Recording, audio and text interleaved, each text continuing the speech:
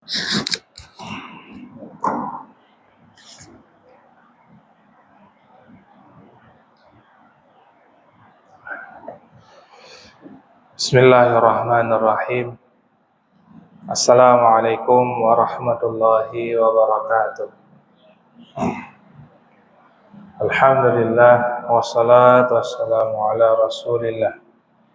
Asyhadu an la ilaha illallah wahdahu la syarika lah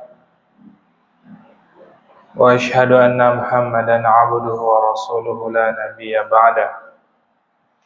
Rabbi syrah li sadri wa yassir li amri wa hlul 'uqdatam min lisani yafqahu qawli, amma ba'd. Mari kita awali kajian Sirah Nabawi kita hari ini dengan baca Al-Basmalah. Bismillah.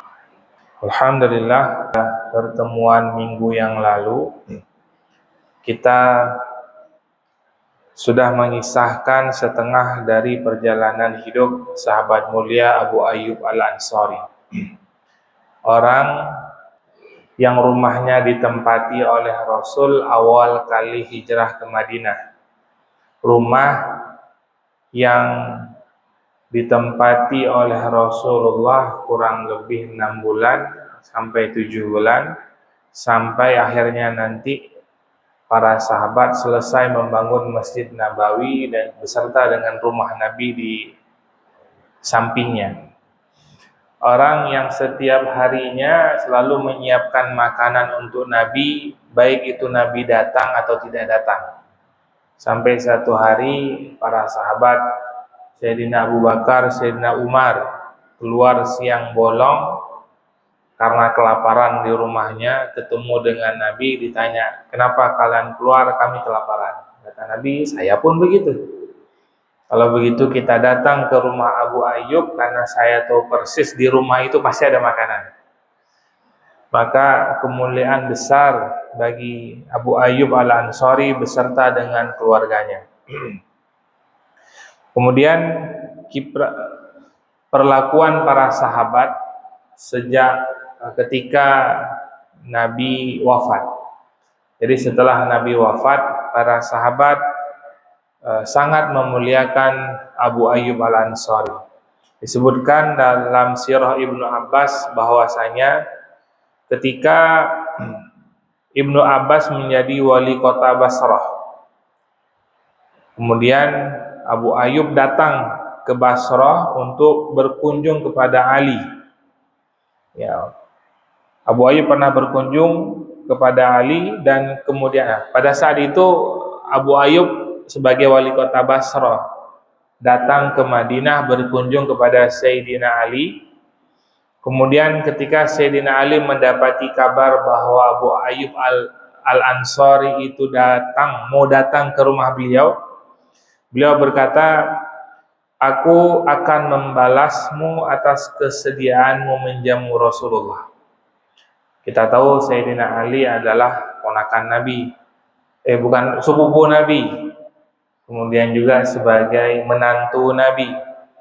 Maka Sayyidina Ali merasa begitu besar jasanya Abu Ayyub Al-Ansari dalam menjamu atau dalam menghormati Rasulullah, sehingga satu ketika beliau datang ke rumah Sayyidina Ali ingin membalas kebaikannya, sebagaimana dulu Abu Ayyub mempersilahkan rumahnya untuk ditempati oleh Rasul.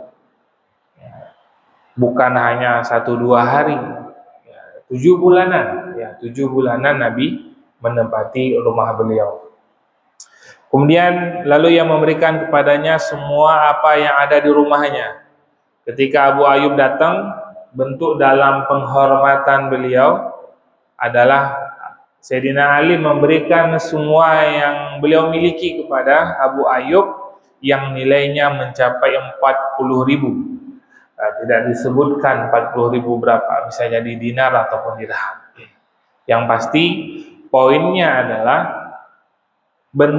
salah satu bentuk penghormatan kita kepada tamu adalah memberikan hadiah. Makanya dalam bermuamalah kita sangat dianjurkan saling memberi hadiah. Ya. Karena dengan kita memberi hadiah gitu ya, itu akan menumbuhkan rasa sayang, cinta dalam makna merasa kita punya saudara gitu. Sama lah Pak ya, ketika ada sahabat teman kita baru pulang umroh, diundang kita datang ke rumahnya, dibekali kita, dibawain air zam-zam, dibawain kurma, senang betul gitu. Atau habis pergi dari mana gitu bawa oleh-oleh. Nah, maka ini bagian dari pembelajaran yang bisa kita ambil, memuliakan tamu itu penting. Dalam kisah ini bukan berarti hanya karena Abu Ayyub pernah berbuat baik kepada mertuanya Sayyidina Ali, tapi bagian dari kebaikan adalah memuliakan tamu dengan memberikan hadiah. Kemudian dalam riwayat yang lain, Abu Ayyub datang menemui Ibnu Abbas di Basrah. Dan maka Ibnu Abbas Ibnu Abbas kan kecilnya beliau itu bersama Nabi. Ya. Maka Ibnu Abbas mengosongkan rumahnya dan mempersilahkan Abu Ayyub singgah di dalamnya. Ia berkata, "Sungguh aku akan melakukan terhadapmu seperti yang pernah engkau lakukan terhadap Rasulullah." Jadi setiap kali datang Abu Ayyub itu yang teringat oleh sahabat apa? Begitu besarnya jasa Abu Ayyub dalam memuliakan Nabi. Maka mereka ingin tabarrukan gitu ya, mendapatkan keberkahan dari orang yang pernah ditempati rumahnya oleh Rasul. Kemudian disebutkan dalam kisah ini, Ibnu Abbas bertanya, berapa hutang yang menjadi tanggunganmu? Ia menjawab 20.000. Maka ia memberinya 40.000 dan 20 budak. Berapa tuh nominalnya Pak? Satu budak aja kalau hitungannya bisa ratusan juta gitu. Ini dikasih 20 budak. Enggak angka murah tuh ya. Pasti mahal ya, serta peralatan rumah ya, lagi-lagi karena ingin memuliakan orang yang pernah memuliakan Rasulullah.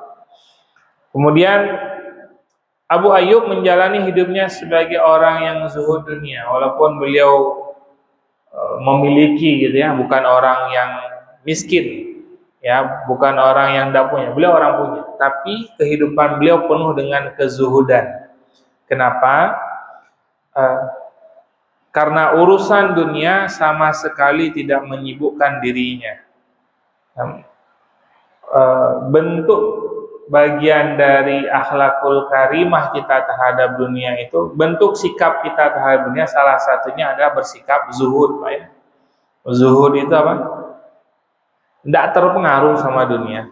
Mau orang ganti mobil, mau orang renovasi rumah, mau orang gonta-ganti handphone itu Pak ya, tidak ngaruh ya. Hari ini kadang-kadang latah lihat orang ganti mobil, demam Pak ya, itu sebelah udah gonta-ganti mobil udah berapa kali, kita dari tahun kapan sampai hari ini masih ini aja. Lihat orang renovasi rumah pusing gitu ya, itu rumah kita dari awal gini-gini aja, itu rumah orang udah nambah lagi ya. Nggak ngaruh Pak ya. Karena kalau dunia itu menjadi, karena doa kita Pak, jangan sampai dunia itu menjadi tujuan kita. Akbaru hammina wala taj'alid dunya akbaru hammina. Duhai Allah, jangan kau jadikan dunia itu sebagai tujuan kami. Karena sifat dunia itu tidak ada kata puas. Tidak ada dalam dunia itu, dalam rumus dunia itu kata puas itu tidak ada. Bahkan Al-Quran memberikan perumpamaan nggak tanggung-tanggung. Orang punya satu gunung emas, maka dia akan menginginkan gunung emas yang kedua. Kan nggak kebayang Pak ya, kita punya 1 kilo aja udah udah seneng, tapi Allah memberikan gambaran 1 gunung emas. Itu kan kalau hitungan hari ini 1 gunung emas tuh udah orang kaya paling kaya di dunia mungkin gitu ya. Itulah bentuk Allah memberikan perumpamaan. Tapi Allah katakan tidak akan puas. Ya, makanya dengan sifat zuhudlah kita bisa meninggalkan dunia. Bukan berarti lepas begitu enggak. Tapi enggak berpengaruh buat kita. Kemudian diriwayatkan dari Salim, ia berkata, aku naik pelaminan. Ini kisah Pak ya. Ada seorang sahabat namanya Salim. Aku naik pelaminan lalu ayahku mengundang orang-orang termasuk Abu Ayyub. Biasa kita ketika nikah kan ngundang itu Pak ya. Mana Pak Agus? Belum datang. Pak Agus ya, diundang kita. Kemudian mereka memberi, nah, ketika diundang, di rumahnya itu diberi tirai Pak, di rumahku dengan 2 kain penutup dinding berwarna hijau. Pernah lihat Pak? Kan biasa tuh ya, ini buat akhwat, ini buat ikhwan. Dipisah gitu ya, antara perempuan dengan laki-laki. Maka ketika Abu Ayyub datang sambil ngangguk kepala kita yang melihat, apa ini? Ya, kalau kita melihatnya, wah ini kan biar syar'i gitu Pak ya, apa namanya, biar la yakhlut gitu ya, tidak bercampur antara laki-laki dengan perempuan. Tapi pada posisi ini Abu Ayyub mengatakan seperti ini. Kemudian ia melihat ternyata rumah diberi tirai, ia berkata, wahai Abdullah, bapaknya Salim. Bapaknya Salim namanya Abdullah. Kamu memberi tirai pada dinding. Ayahku dengan rasa malu menjawab, kaum wanita telah mengalahkan kemauan kami. Kan tujuan dari apa? Takut terpedaya dengan perempuan gitu ya, takut suka gitu sama perempuan lain gitu. Makanya biar nggak bercampur gitu. Kata ayahnya Salim tadi yang sedang menikah tadi. Kemudian lihat nih Pak ya pernyataan Abu Ayyub. Wahai Abu Ayyub, ia berkata, orang yang engkau takut kaum wanita mengalahkannya, maka aku tidak takut mereka mengalahkanmu. Aku tidak sudi masuk ke rumah kalian dan tidak akan makan makanan kalian. Karena bagi beliau apa Pak? Sepele banget gitu. Karena perempuan terus akhirnya terpedaya. Paham saya? Masa gara-gara perempuan aja kalian bisa melakukan dosa gitu, sampai kalian kasih tirai. Lemah kali imanmu gitu. Lemah sekali imanmu. Tapi kalau kita hari ini memang kelihatannya harus pakai tirai Pak. Ya. Yang udah dipakai tirai aja ngintip-ngintip nyari perempuan. Ya. Tapi pada masa itu gitu ya, Abu Ayyub segitu lemah, maksudnya segitu lemahkah imanmu hanya karena perempuan kamu bisa terpedaya gitu, bisa berbuat maksiat hanya karena melihatnya. Udahlah, saya nggak mau jadi makan di sini. Udah datang salam udah balik gitu. Ya. Tapi kalau untuk hari ini, tapi ini jangan jadikan hujah Pak ya. Kalau hari ini ya, kalau ada pasang tirai kita anggap itu sebagai maslahat buat orang banyak. Ya. Namun ya karena kualitas kita jauh dengan kualitas masa itu. Ya, kualitas kita baru dikirim WA saja udah kayak nggak bisa tidur. Ayo, gimana ya? Udah pernah dapat WA ya sampai nggak bisa tidur? Bukan hutang. Ya, dari perempuan gitu ya. Wah, mudah betul kita terpedaya. Bahkan ia takut celaan si pencela manapun karena Allah, karenanya ia biasa beramar ma'ruf nahi mungkar, ia hanya mencari keridhaan Allah. Beliau setiap kali beramar ma'ruf nahi mungkar tidak terpengaruh dengan celaan orang. Jadi kalau udah nggak benar, udah kamu salah. Apa beliau menegakkan betul, yang benar benar, yang salah ya salah. Juga diriwayatkan oleh Muhammad bin Ka'ab, ia berkata Abu Ayyub pernah berselisih dengan Marwan bin Hakam. Ya. Lalu Marwan berkata kepadanya apa? Jadi kalau kita baca dalam kisahnya Pak ya, dalam sirahnya beliau, jadi ada beberapa perselisihan antara Abu Ayyub dengan Marwan bin Hakam. Abu Ayyub, beliau punya kebiasaan kalau datang ke makam Nabi, beliau cium Pak makamnya. Oleh Marwan ditegur. Ya, karena Marwan nggak melihat itu, karena dari belakang nggak tahu siapa. Jangan cium-cium makan Nabi gitu. Kalau bahasa sekarang bid'ah itu, bahasa kita hari ini lah ya. Kalau bahasa hari ini apa? Bid'ah itu. Apa kata Abu Ayyub? Aku melakukan ini bukan karena mencium batu ini, tapi ku datang ke sini ingin bertemu dengan kekasihku Rasulullah Sallallahu Alaihi Wasallam. Beda kan Pak? Begitu beliau rindu, begitu beliau besar kerinduan beliau dengan Nabi ketika datang, maka terjadi selisih akhirnya. Maka nanti para ulama satu melihat dari segi fikih, Marwan melihatnya dari segi fikihnya, mengkultuskan, kuburkan tidak boleh gitu ya. Tapi Abu Ayyub melihatnya sebagai adab. Ini kita pengen ketemu dengan Nabi nih.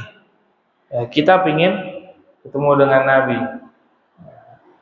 Maka nggak tahu sekarang boleh nggak Pak di Raudhah itu di sekitar makam Nabi itu cium, pegang ininya tuh dinding. Kalau nggak salah sama askar dilarang hari ini ya. Tapi kadang-kadang kalau jamaah Indonesia ada kesempatan tetap aja gitu ya. Itulah bentuk kerinduan gitu ya. Ada walaupun tidak langsung bersentuhan, tapi sosok yang ada di dalam situ adalah orang yang begitu Allah muliakan. Kemudian dalam perselisihan yang lain disebutkan bahwa sesungguhnya aku melihat Rasulullah melakukan sholat.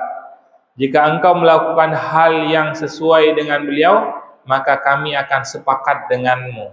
Dan bila engkau menyelisihinya, maka kami akan menyelisihimu. Masalah kebenaran, masalah hak, beliau tidak peduli. Padahal Marwan itu sebagai khalifah gitu ya. Sebagai khalifah dari Bani Umayyah, tidak peduli itu mau khalifah apa, tapi kalau salah ya salah.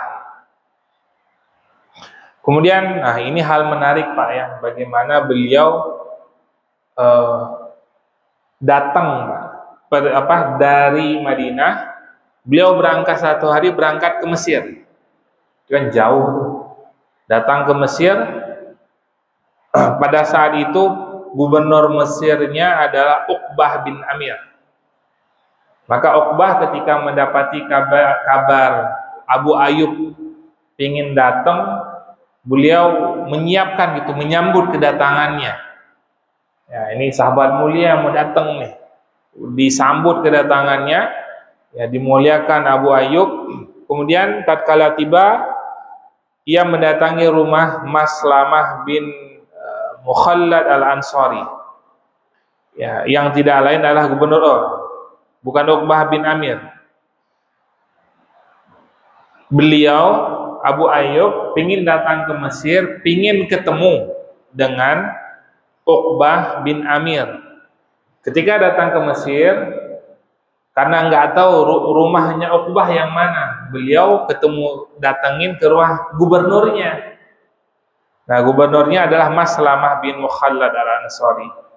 Ya, Maslamah ketika dapat kabar Abu Ayyub datang, beliau nyiapin rumah beliau bersihin gitu ya, menyambut kedatangannya.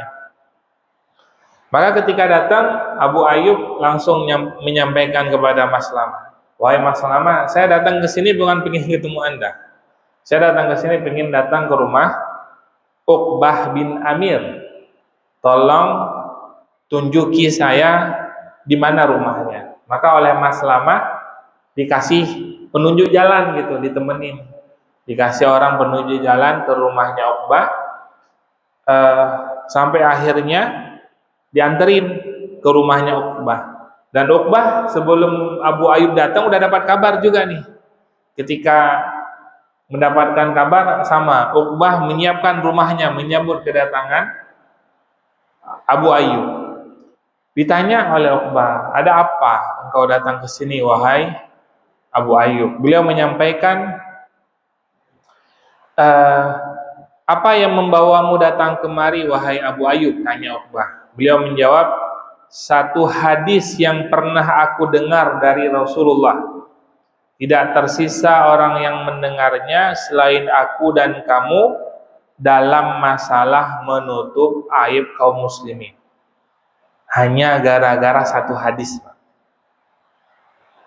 Yang orang yang pernah mendengar hadis tersebut udah meninggal semua, tinggal satu lagi, tinggal dua, Abu Ayyub dengan Uqbah. Namun Abu Ayyub ada sedikit keraguan gitu, benar enggak yang saya dengar kemarin itu? Tapi beliau tahu persis yang mendengar juga pada saat itu adalah Uqbah. Makanya beliau datang jauh-jauh Pak, dari Madinah berangkat ke Mesir untuk mengkonfirmasi hadis itu. Wahai Uqbah, dulu kita kan sama-sama ya pernah dengar hadis Nabi tentang menutup aib kaum muslimin. Dalam matan hadisnya, man satara mu'minan fid dunya ala kharbatin satarahullahu yaumal qiyamah. Kata Uqbah, iya benar itu hadisnya. Ya sudah, oke, terima kasih, sudah balik lagi Pak ke Madinah. Hanya gara-gara satu hadis. Begitu kuatnya beliau dalam untuk mencari satu kebenaran gitu. Kalau bahasa kita sekarang, nuntut ilmu sampai sedemikian rupanya. Hari ini Pak, di handphone kita apa yang enggak ada? Al-Quran ada, buku hadis ada, maksudnya tinggal download atau install gitu ya. Pertanyaannya, ada berapa banyak ayat yang kita hafal, ada berapa banyak hadis yang kita baca. Tidak perlu jauh-jauh, tidak perlu kita disuruh ke Mesir, tidak perlu kita disuruh ke Yordania, tidak perlu kita disuruh ke Madinah, ke Mekah. Tinggal buka, tekan 1, 2, 3, muncul itu Qurannya, muncul itu hadisnya. Oh, saya tidak bisa baca sendiri. Kita banyak majelis-majelis ilmu, tinggal datang, hadir, duduk, dengar. Pertanyaannya, kalau begitu pun kita tidak ada semangatnya, kira-kira Pak, kalau nanti dikumpulkan padang mahsyar ini periodenya sahabat, terus di sini kita gitu Pak, berani tidak Pak kita natap wajah mereka? Malu betul gitu, malu betul. Masa itu untuk belajar, untuk menghafal hanya orang-orang tertentu saja, tidak terlalu banyak. Hari ini ada orangnya, ada bukunya, ada kitabnya, ada YouTube-nya, apalagi ada flyernya, banyak sekali medianya. Tapi tidak juga tergerak hati kita untuk belajar, menumbuhkan giroh kita untuk ilmu. Mau alasan apa lagi nanti kita di hadapan Allah? Ya takut kita, takut betul. Ya, kesempatan kita punya banyak, semua media kita punya. Separah sahabat dengan keterbatasan, tapi kualitas itu yang kita lihat kitab-kitabnya itu lahir. Hari ini kita dengan kesempurnaannya, dengan semua fasilitas yang ada enggak Pak? Kita lihat hari ini yang kualitas kitab atau tulisan buku sekualitas kitab yang ditulis oleh sahabat atau salafus saleh dulu, yang dipakai menjadi rujukan-rujukan. Minim sekali, ada tapi sedikit sekali. Ya makanya dalam hal ghirah nuntut ilmu itu bukan hanya sebatas pengajian begini, Pak ya. Kita buka dengar YouTube, yang kita dengar adalah kajian-kajian, itu bagian dari nuntut ilmu. Tidak bisa kita hadir. Ini direcord gitu ya, nggak bisa datang di YouTube punya masjid MRCC ada apa videonya. Kemarin saya nggak bisa hadir, nonton dulu lah. Sabtu nggak bisa hadir kemarin, nonton dulu dan lain sebagainya. Sehingga apa? Ketika akhirat nanti kita ditanya, saya nuntut ilmu. Saya datang ke majelis ilmu, saya baca kitab, saya duduk kajian, hadiri para ulama gitu ya, para guru-guru. Seenggaknya menjadi apa? Hujjah kita nanti di hadapan Allah. Kemudian nah ini yang berkaitan tentang terkait hadis ini juga sesuatu hal yang besar, Pak, yang hari ini banyak dilupakan orang atau bahkan diabaikan. Man satara mu'minan fid dunya, orang yang menutupi aib orang lain di dunia, satarahullahu yaumal qiyamah, maka Allah akan menutupi aibnya nanti di hadapan manusia semuanya. Hari ini betapa mudahnya orang menyebarkan aib orang lain. Betapa senangnya kadang orang ketika ada orang yang menghujat orang yang kita tidak sukai gitu, menghujat orang yang kita sedang nggak suka sama dia gitu ya, senang betul. Wah terus. Padahal padahal Nabi meminta kita, kalau ada aib orang kalau bisa tutupin. Jangan dibuka. Boleh buka kebenaran itu hanya di tempat-tempat tertentu. Salah satunya adalah di peradilan. Nah, itu silakan buka semuanya di sana. Untuk mencari kebenaran itu silakan buka, jangan tutup-tutupin. Tapi kalau hanya karena pertemanan, hanya pingin ada kepuasan gitu ya, ketika ada orang banyak membenci seseorang, sakit tuh. Hatinya sakit. Ada hasad dalam hatinya. Apa kata Nabi? Tidak bakalan masuk surga orang yang punya hasad dalam hati. Bentuk hasad itu gimana? Ada rasa kepuasan kita ketika ada orang yang membenci orang yang kita benci gitu. Wah, memang saya nggak suka juga sama dia. Ya. Hati-hati betul gitu Pak ya. Karena kita tidak pernah tahu kualitas orang. Kita nggak bisa nilai orang hanya karena yang kita lihat. Yang di belakang kita ada banyak hal yang tertutupi. Bisa jadi orang yang kita benci atau orang yang sedang kita caci itu jauh lebih mulia di hadapan Allah. Nah, sehingga apa? Kalau ada hal-hal yang seperti itu udah tidak perlulah. Apalagi kita udah dapat shareannya di grup ini, orang nge-share lagi. Hari ini jauh lebih ngeri Pak. Dulu kita kalau ngomong mungkin 1, 2, 3, 4, 5, 10 orang aja yang dengar. Tapi kalau udah share, satu grup ada 200 baca, 200 nyebar lagi ke orang lain. Berapa banyak tuh dosa yang akan kita tanggung nanti di akhirat. Berat betul. Makanya kalau ada tentang hal-hal yang nggak benar, sebisa mungkin udahlah. Kalau ada orang share udah stop di kita gitu. Kita udah nggak usah di kemana-mana lagi. Sebisa mungkin tabayyun. Kalaupun kita pengen ada klarifikasi, tabayyun, cari. Sekarang informasi berita kebenaran itu susah kita cari. Sampai orang berita informasi apa? Kan ada tuh informasi itu Pak ya, guyonan gini Pak. Berita yang benar itu sekarang cuma satu. Berita apa? kematian. Yang lainnya susah cari kebenarannya. Hanya info kematian aja yang benar-benar nyata gitu. Tapi dengan adanya AI bingung juga kita. Orang bilang mati dibikin hidup gitu ya. Bikin videonya gitu ya. Direkayasa macam-macam. Nah, baik. Maka hadis ini penting betul kita amalkan supaya kita tidak terjerumus dalam fitnah. Man satara musliman fid dunya, man satara mu'minan fid dunya ala kharbatin satarallahu yaumal qiyamah. Allah nanti yang akan nutupi aib kita di hadapan manusia di akhirat. Kan mahal betul kan Pak?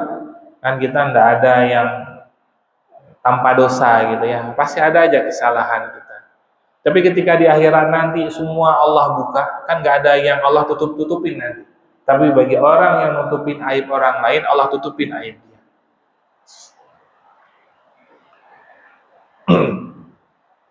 Kemudian setelah mendapatkan konfirmasi dari Uqbah tadi, udah balik lagi beliau ke Madinah. Kemudian dalam riwayat yang lain tentang sikap mulianya Abu Ayyub adalah ketika terjadi hadisul ifki. Ingat nggak Pak? Hadisul ifki, fitnah yang terjadi terhadap Sayyidah Aisyah. Jadi sepulang dari perang Mu'tah itu kan dipimpin langsung oleh Nabi. Dalam rombongan perang Mu'tah itu ikut juga dalam rombongan itu Abdullah bin Ubay bin Salul, pimpinannya orang munafik. Setelah selesai peperangan kan dimenangkan oleh kaum muslimin tuh. Ya, jalan pulang kan nggak langsung karena perjalanannya jauh gitu ya. Dalam perjalanan jauh tersebut beberapa kali berhenti. Satu kali berhenti, Aisyah bilang, saya mau ke belakang, artinya mau buang hajat dulu. Kan Aisyah naik di atas onta yang ada tandunya, kayak Jenderal Sudirman gitu Pak, tandu gitu. Tapi ditaruh di onta gitu ya, ada tandunya gitu. Nah, Aisyah turun bilang ke yang narik ontanya beliau, saya mau turun dulu, mau ke belakang. Nah, lama ke belakang gitu ya, sampai akhirnya Nabi dengan rombongan sudah berangkat. Nah, sahabat tadi ketika lihat Nabi sudah berangkat, mereka pun ikut berangkat karena dikiranya Aisyah sudah ada dalam tandu tadi. Karena Aisyah badannya tidak besar gitu ya, maksudnya nggak ada beliau dalam tandu, nggak terlalu kelihatan itu, karena memang beliau nggak yang gemuk besar itu enggak, sehingga yang tarik kekangan onta Sayyidah Aisyah ini ngiranya Aisyah udah masuk di dalam, sampai akhirnya udah jalan aja gitu. Maka Aisyah tertinggallah di belakang situ. Aisyah bingung gimana nih. Nah, rombongan Nabi itu ada sapu jagatnya Pak di belakang. Ada sahabat yang memang tugasnya jaga di belakang gitu, yang jalan kaki. Nah, dari kejauhan Aisyah sudah melihat sahabat tadi, Sofwan. Sofwan ini ternyata temannya Aisyah dulu sebelum Aisyah menikah dengan Nabi. Aisyah kenal, itu ada Sofwan gitu. Dan Sofwan pun melihat ini Aisyah gitu. Ya, Sofwan bawa kendaraan juga, bawa kuda gitu ya. Kemudian Sofwan nanya, kenapa saya tertinggal? Ya sudah, naik ke atas. Maksudnya enggak yang ada percakapan panjang lebar, enggak, cuma jelasin saya tertinggal rombongan. Ya udah naik. Udah naik ya udah ditarik, enggak ada ngomong, enggak ada apa, tarik aja. Nah, udah jalan jauh ya, sampai di pemberhentian berikutnya baru sadar yang narik onta Aisyah tadi, ya beliau nggak ada di dalam, berarti ketinggalan nih. Nah, dari kejauhan kelihatan Aisyah sedang bersama dengan Sofwan tadi. Nah, mulailah Pak Abdullah bin Ubay bin Salul nebar fitnah. Tuh pasti mereka zina tuh. Wah, ini udah selingkuh nih Aisyah. Itu ditebar Pak oleh Abdullah bin Ubay bin Salul. Sahabat-sahabat semuanya tidak berani, maksudnya karena belum tahu kebenarannya gimana, diam, banyak diam. Sampai akhirnya apa? Karena